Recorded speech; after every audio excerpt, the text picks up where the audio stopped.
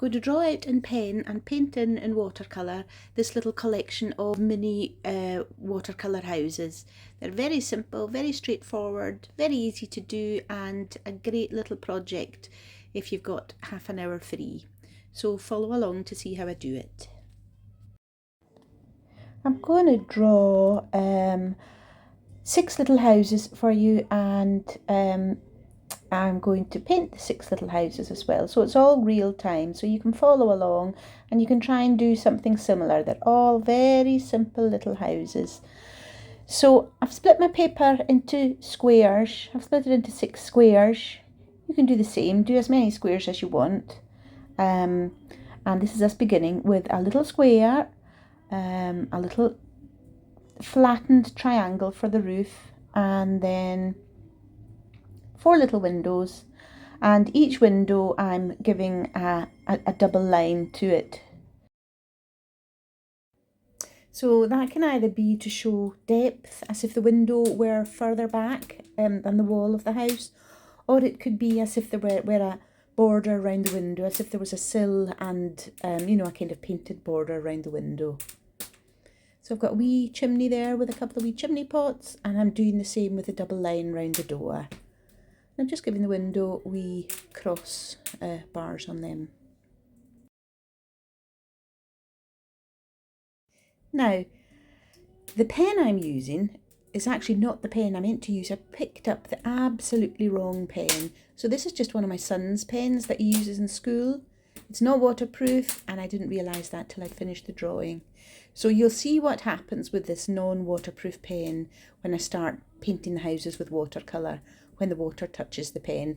It's actually not as bad as it could have been, but it was only when I finished drawing all the houses that I realised I'd picked up the wrong pen. So I'm just repeating what we did on the first house. Lots of little windows and double lines around the windows and doors to either indicate depth or some kind of border around them. And again, a little square for the chimney, and then a wee couple of chimney pots on top of that. So we're continuing. I'm just drawing houses of different shapes. So here we've got another square. This time I'm adding a little lean-to the side of the house. And just flatten it along the bottom. We'll get the door in, and then a few windows. So the same as the other houses, just slightly different shapes.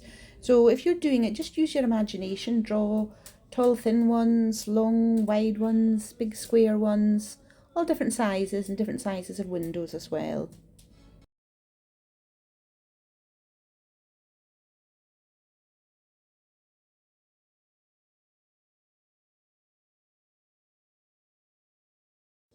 These are lucky people. They've got 2 chimneys, so they've got a couple of open fires in their house. So they're the lucky ones.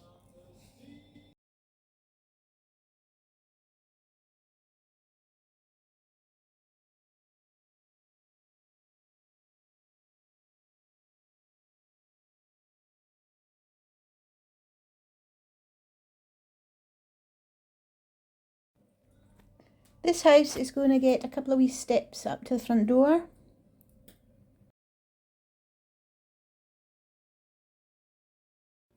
So I'm just making these houses up as I go along. I don't know what I'm going to draw before I start drawing them. So you can see me pausing, going, oh, okay, what shape of window shall I draw here? So this one's getting slightly wider windows. It's a slightly bigger house.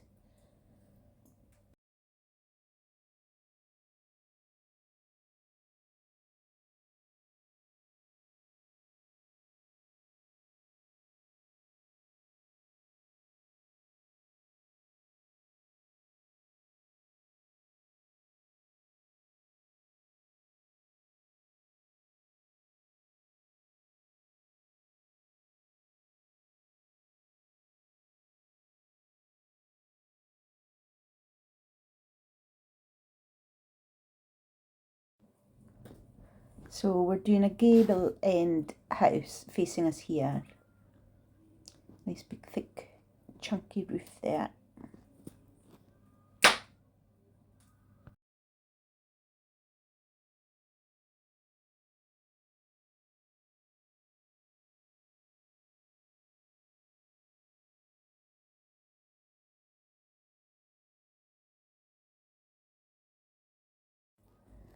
And a fancy little porthole window up at the top for this cute one.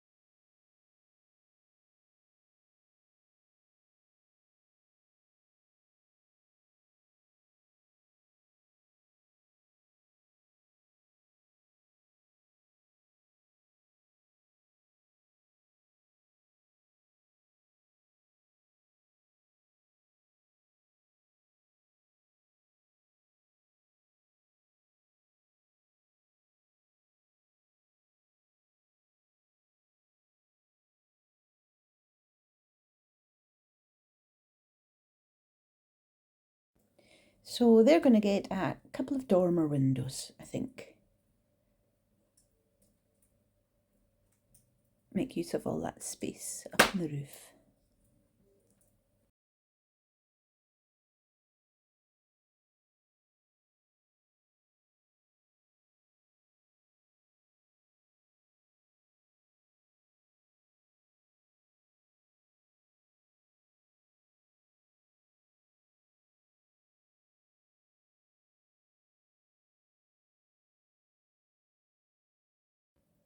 This one has a bit of space around it, so I'm just going to add a wee tree there to fill in the space for it because it's so tall and narrow. And we'll add a wee bit of interest to the roof as well, instead of just leaving it plain. So I think we'll go over a couple of others and give them a little bit of interest. Just add different details to each house to make them all a little bit different from the one next to them.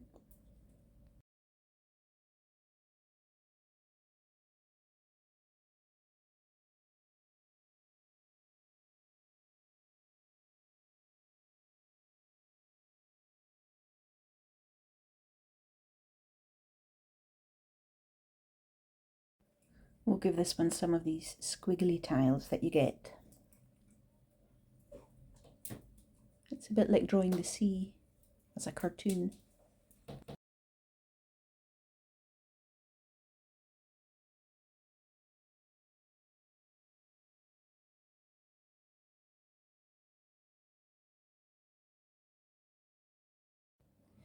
And some more tiles on the roof of this house.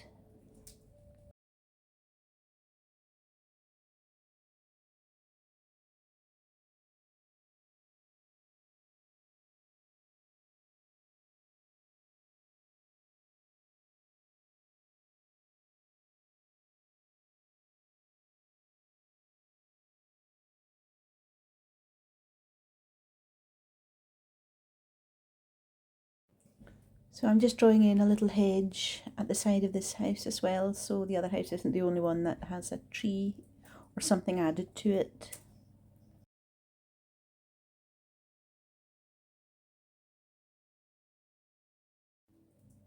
And a little tree bush thing inside a pot next to this one.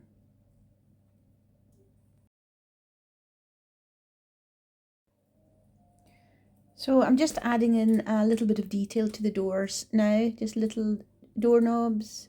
This house here has got 2 doors, it's very fancy, and a couple of wee windows in some of the doors as well.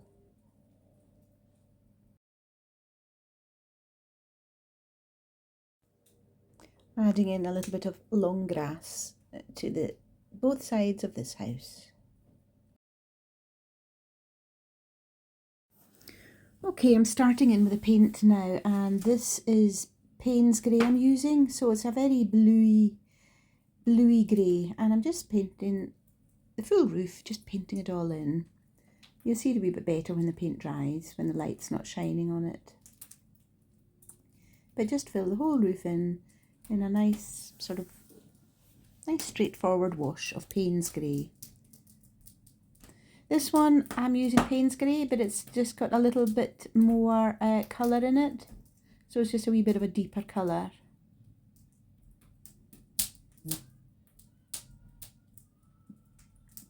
If you can hear the crackling in the background, by the way, that's my fire burning away. I can't turn the crackling off.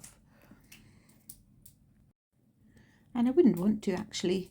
Some people would pay money for that or put a fake one on their tellies, so we're very lucky.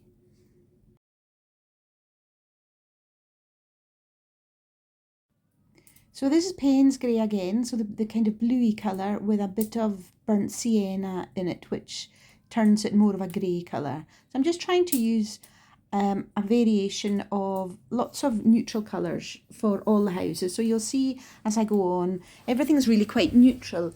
Slightly different colours everywhere, but all neutral, so it all kind of ties together. So straightforward Payne's Grey here again.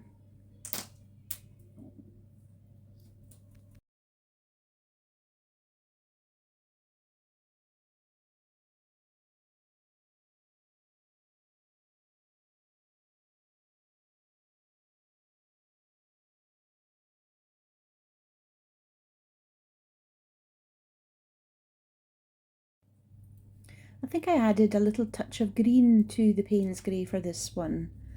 Again, just to add a little bit of variation in there.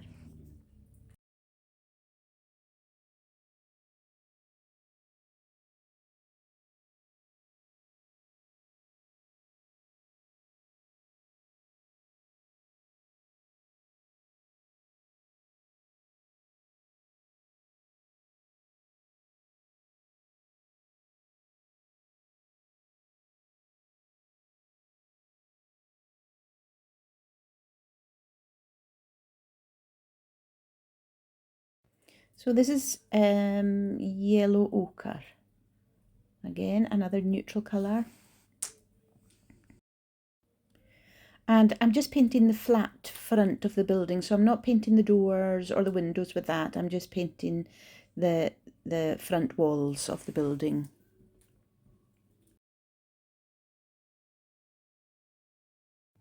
So what I'm showing you here is, I'd said earlier I'd used the wrong pen, so it wasn't a waterproof pen, and you can see that the black is bleeding because of the water touching it. So the black is not staying sharp and it's bleeding when the watercolour touches it. It could have turned out a lot worse than it has done. So it is bleeding, but I'm not putting a wet wash all the way on top of the pen. So I'm painting round the pen most of the time here, so it could have been so much worse. I'm glad it wasn't. I'm glad I didn't use that pen when I was painting a big commission painting. That would have been a bit of a disaster.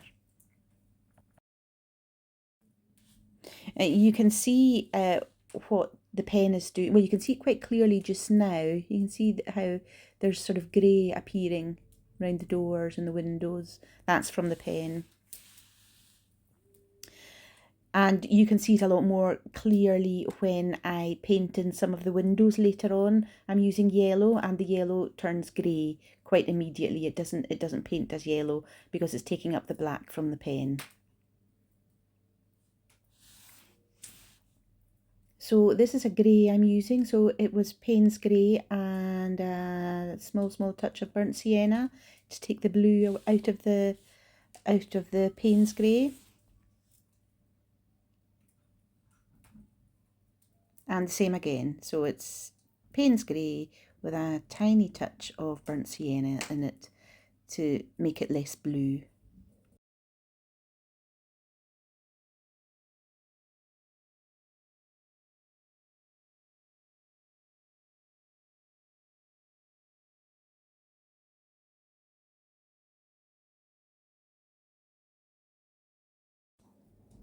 So this is yellow ochre with a tiny wee bit of burnt sienna added to it as well.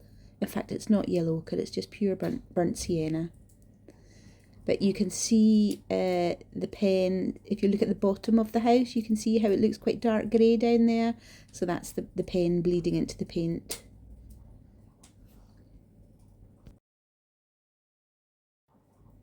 And again, we've got a wash of burnt sienna for this house as well. So if you look around at all the houses, they're all neutral colours, sort of pale browns, pale yellows, pale blues, pale greys.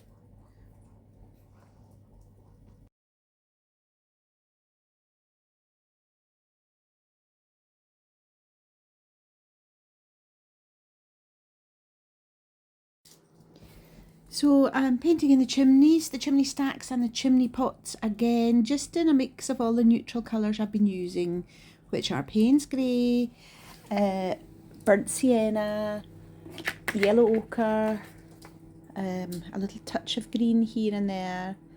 Anything else? And I'm painting in the doors with all these random colours as well.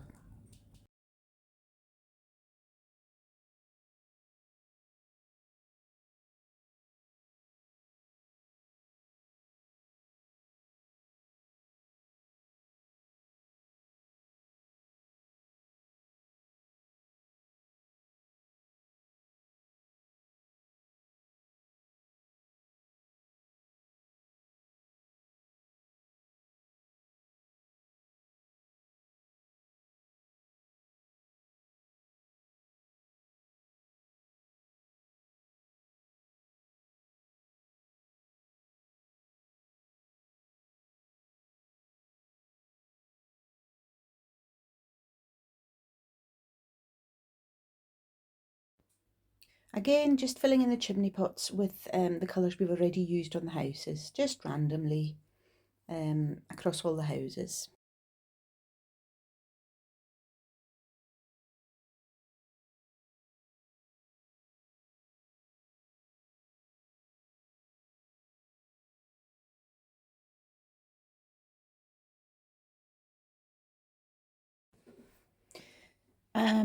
Just painting in the little trees and the little bushes with green. Any green that you've got will do. Just try and keep it nice and subtle, though not too garish, to complement the subtle colours that are on the houses.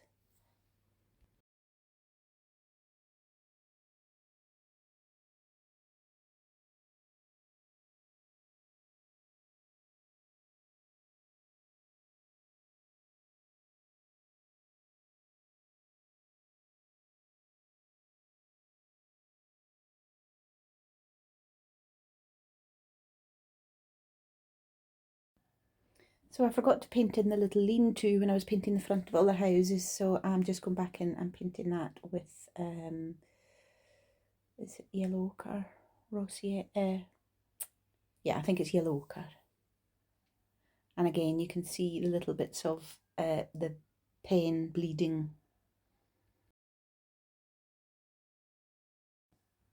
So now we're going to do the windows. We're going to do some of them in this quite vibrant turquoise colour. It's meant to be reflecting the sky. So we'll do some of them in that. We'll do some of them in a darker colour, so probably Payne's Grey that we've already been using. And I do go in and paint some of them yellow, but with the pen issue, the yellow turns a little bit grey, but you'll see that when I do it. Actually, here it is. So this is yellow, and after a few strokes turns a wee bit grey, and then this window turns even greyer. You can see the black ink there blending with it.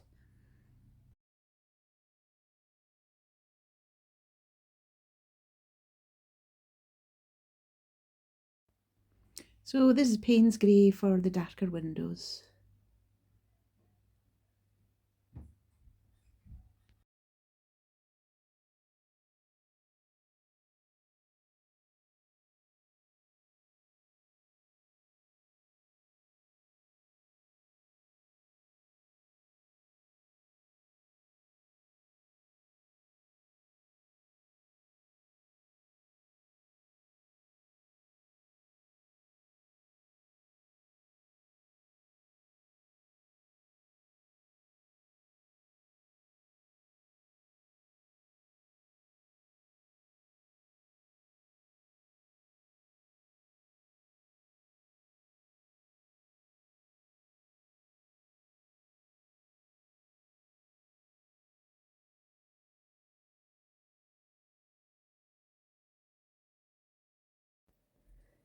So we're painting the plant pot, the little shrub pot in, I think it's yellow ochre or burnt sienna, and the little steps in front of the house as well.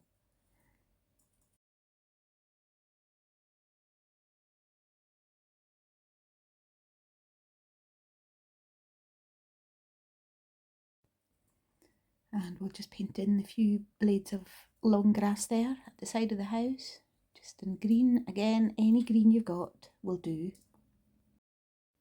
Give it a try yourselves. Let me know how you get on. Pop any questions you've got in the comments, and I'd love it if you would say hi and subscribe. Thank you.